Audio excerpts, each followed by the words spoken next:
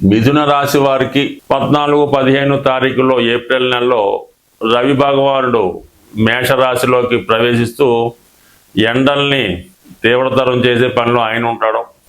దశమ భావం అన్నది కర్మస్థానం. జాతకుడు తన జీవితంలో ఎటువంటి కర్మలు చేస్తాడు, ఏ విధంగా ధనం సంపాదిస్తాడు, ఏ విధంగా తన యొక్క రుణం తీర్చుకోవడం జరుగుతూ ఉంటుంది, ఇవన్నీ కూడా దశమ భావాన్ని బట్టే జాతకం పరిశీలించవలసి ఉంటుంది. లగ్నాధిపతి కన్నా దశమాధిపతి అత్యంత బలవంతుడై ఉంటాడు. ఒకరి జన్మ జాతకంలో దశమ భావంలో గ్రహాలు లేకుండా ఖాళీగా ఉన్నప్పుడు అటువంటి జాతకాన్ని మనం పరిశీలించినా కూడా పెద్దగా ఉపయోగం అయితే ఉండదు. అందువలన ఖచ్చితంగా ఈ మానవ జీవితంలో జన్మ తీసుకోవడానికి మన గత జన్మలో చేసుకున్నటువంటి కర్మే కారణమవుతుంటుంది. దాన్ని ఏ విధంగా మనం ఈ జన్మలో ఈ జీవితంలో నడిపిస్తామన్నది దశమ భావంలో ఉన్నటువంటి స్థానాన్ని బట్టి గ్రహాన్ని బట్టి ఆధారపడి ఉంటుంది. దశమ భావంలో ఒక గ్రహమే లేనప్పుడు జాతకుడు ఒక ఎయిమ్ లేకుండా, ఒక కర్తవ్యం లేకుండా, ఒక బాధ్యత లేకుండా ఉండే అవకాశం ఉంటుంది. కాబట్టి మరి ఇప్పుడు ఈ రాశి వారికి దశమ భావంలోకి వచ్చినటువంటి ఈ 6 గ్రహాలు ఒక విధంగా ఈ 6 గ్రహాల్లో ఒక చంద్రుడు 2 రోజులు మాత్రమే ఉండి తర్వాత 11వ స్థానంలోకి రావడం ఉంది. ఇంచుమించుగా ఒక 15 రోజుల దాకా ఈ రవి అక్కడే ఉండి తను కూడా బయటికి రావడం జరుగుతుంది. కొన్ని రోజుల పాటు ఈ 4 గ్రహాలు మరి ఈ 4 గ్రహాలు మిత్ర గ్రహాలు అవటం వల్ల, అంటే శని, రాహు, ఈ బుధ, శుక్రుడు, ఈ 4 కూడా ఒకే వర్గానికి చెందినటువంటి గ్రహాలు మరి కొన్ని రోజుల పాటు అదే రాశిలో ఉండడం వల్ల మన మిథున రాశి వారికి అవి మిత్ర గ్రహాలు అవ్వటం వల్ల వృత్తిలో అనూహ్యంగా గొప్ప మార్పు రావడం జరుగుతూ ఉంటుంది. ఏది ఏమైనా ఎక్కడికి ఏ గ్రహం వచ్చినా ఫలితం ఇచ్చినా ఇవ్వకపోయినా దశమ భావంలోకి ఒక గ్రహం వచ్చినప్పుడు ఖచ్చితంగా వృత్తి మీద, జీవన విధానం మీద, తన యొక్క యాక్టివిటీస్ మీద ప్రభావం చూపించడం జరుగుతూ ఉంటుంది. ఇప్పుడు శని భగవానుడు సాధారణంగా ఈ ఏలినాడు శని, అష్టమ శని, అర్ధాష్టమ శని పరిశీలించే ప్రయత్నంలో మరి ఈ 10వ స్థానం అన్నది ఒక విధంగా న్యూట్రల్గా ఉండే అవకాశం ఉన్నది.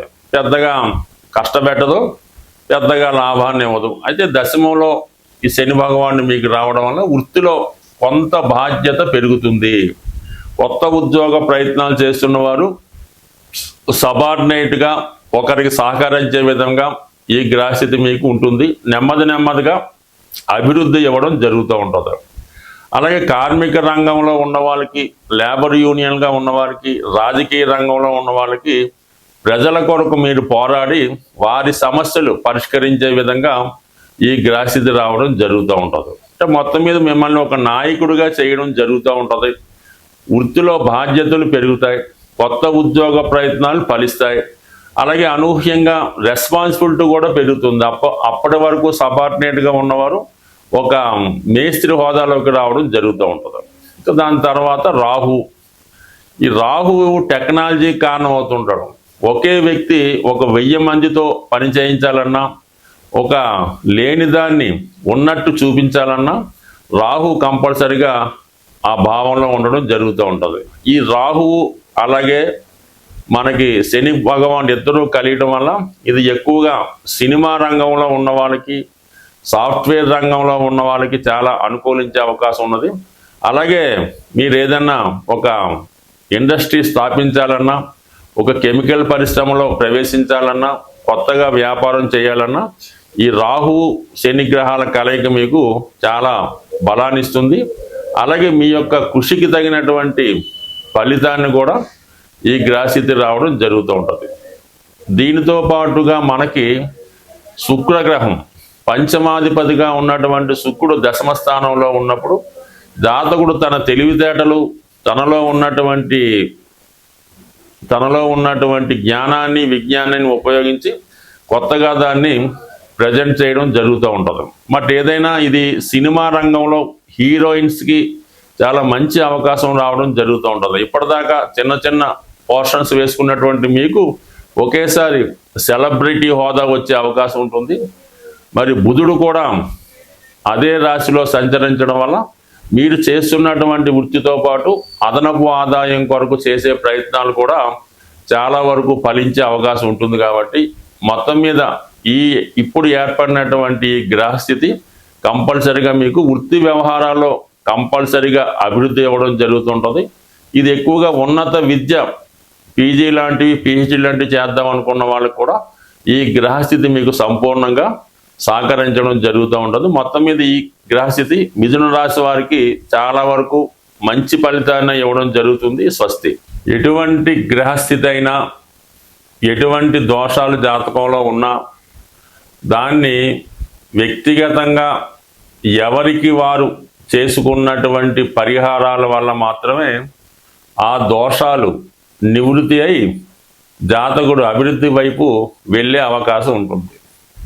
ఏదైనా గ్రహాలు సహకరించాలంటే గ్రహరాజైనటువంటి సూర్య భగవానుణ్ణి ప్రతినిత్యం పూజించడం వల్ల, ఆదివారం నియమంగా ఉండడం వల్ల, ఆదిత్య ఉదయం చదవడం వల్ల కంపల్సరీ ఏదైనా గాయత్రి మంత్రం ఉన్న వాళ్ళు చేసుకోవచ్చు.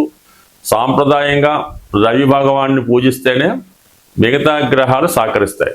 ఇప్పుడు ఈ 6 గ్రహాల్లో ఒక సూర్యుడు, చంద్రుడు ఒక వర్గానికి చెందిన వారు 15 రోజుల్లోనే ఈ కూటమి నుంచి బయటికి రావడం జరుగుతుంది. ఇక అక్కడ ఏర్పడినటువంటి ఈ 4 గ్రహాలు కూడా ఒకే వర్గానికి, అంటే శని వర్గానికి చెందినవి. రాహువు, అలాగే శని, బుధ, శుక్ర, ఈ 4 కూడా శని వర్గ రాశులుగా చెప్పడం జరుగుతుంది. కొంతమంది రాక్షస వర్గం అని అంటారు. ఏదైనా మెటీరియలిస్టిక్ జీవితంలో మానవుడు సుఖపడాలి, అన్ని సౌకర్యాలు పొందాలంటే ఈ 4 గ్రహాలే ప్రధానం. అదృష్టవశాత్తు ఈ 4 గ్రహాలు ఒకే వర్గానికి చెందడం వల్ల మీరు కంపల్సరీగా శని భగవానుని అనుగ్రహం కోసం శివుణ్ణి ఆరాధించడం వల్ల, రాహు యొక్క ప్రభావం కొరకు అమ్మవారిని పూజించడం వల్ల, మరి శుక్రుడు యొక్క ఇంపార్టెంట్, శుక్రబలం ఉంటే అన్ని సౌకర్యాలు లభిస్తాయి. కాబట్టి లక్ష్మీ అమ్మవారిని లక్ష్మీ స్తోత్రం ద్వారా, అలాగే చివరిగా బుధుడు చిన్న గ్రహం అయినప్పటికీ కూడా విష్ణుమూర్తిని పూజించడం వల్ల ఈ గ్రహాలు మీకు అనుకూలంగా మారడం జరుగుతుంది. సో అందువలన వ్యక్తిగతంగా వీటన్నిటికీ కూడా ఏకైకంగా సింపుల్గా ఉపయోగపడేది విష్ణు సహస్రనామం. విష్ణు సహస్రనామ పారాయణ వల్ల అటు ఏలినాటి శని, శివుని యొక్క అనుగ్రహం కూడా రావడం జరుగుతూ ఉంటుంది. అలాగే విష్ణుమూర్తి అనుగ్రహం లభిస్తూ ఉంటుంది. ముఖ్యంగా లక్ష్మీ అమ్మవారి అనుగ్రహం కలగాలన్నా కూడా ఈ విష్ణు సహస్రనామ పారాయణతో పాటు అందులోనే యాడైనటువంటి లక్ష్మీ స్తోత్రాన్ని కూడా అది వినడం కన్నా, చదవడం కన్నా ముందు దాని యొక్క అర్థాలు మీరు వివరంగా తెలుసుకునే ప్రయత్నం చేయండి. మరి చాగంటి కోటేశ్వరరావు గారి ఉపన్యాసాల ద్వారా కానీ, పర్టికులర్గా ఉన్నటువంటి మరి ఆ విశ్లేషణ గ్రంథాలు చదవడం వల్ల తెలుసుకోవచ్చు. సో ఏదైనా మరి ఈ శాస్త్రాన్ని రచించిన వాళ్ళే ఈ 108 నక్షత్ర పాదాలకి ఈ విష్ణు సహస్రనామాన్ని విడదీసి ఒక్కొక్క నక్షత్రానికి ఒక్కొక్క శ్లోకాన్ని ఇవ్వడం జరిగింది. అంత విపరీతమైనటువంటి విష్ణు సహస్రనామం చెప్పే నాలెడ్జ్ అయితే మనకి లేదు. కానీ సింపుల్గా మీరు ఏదైనా గార్గయ్య గారి పంచాంగంలో ఏ నక్షత్రం వారు విష్ణు సహస్రనామంలో ఏ శ్లోకాన్ని చదవాలి అన్న విశేషాన్ని వారు కూడా తెలియజేయడం జరిగింది. కాబట్టి మీ నక్షత్రాన్ని అనుసరించి కనీసం ఆ 4 చరణాలన్నా విష్ణు సహస్రనామాన్ని పారాయణ చేస్తూ, లక్ష్మీ స్తోత్రానికి మళ్ళీ దానికి మినహాయింపులు ఉండవు. అది కంప్లీట్గా పూర్తిగా చదివితేనే అన్ని రకాల ఫలితాలు మీకు రావడం జరుగుతాయి తప్ప ఇందులో భక్తి విశ్వాసం అయితే ఏంటంటే మరి మా అబ్బాయి చదవడండి, మా అమ్మాయి చదవదండి, దాని బదులు మేము చదువుతామండి, పనిచేస్తుందంటే మాత్రం ఖచ్చితంగా పనిచేయదు. కనీసం సూక్ష్మంలో మోక్షం ఎంతో కొంత నమ్మకం పెట్టుకుంటూ కనీసం ఆ పుస్తకాన్ని దగ్గర పెట్టుకొని వీలైనప్పుడల్లా దాని వంక ఒక చూపు చూస్తే కంప్లీట్గా మీకు ఆ అనుగ్రహం తప్పగా లభించే అవకాశం ఉంది. ఏదైనా నమ్మకం, విశ్వాసం, గ్రహాలు శుభాన్నిచ్చినా కష్టాన్నిచ్చినా అవి అనుభవిస్తున్న వారికి ఇది చక్కని పరిహారంగా లభించే అవకాశం ఉంది. స్వస్తి.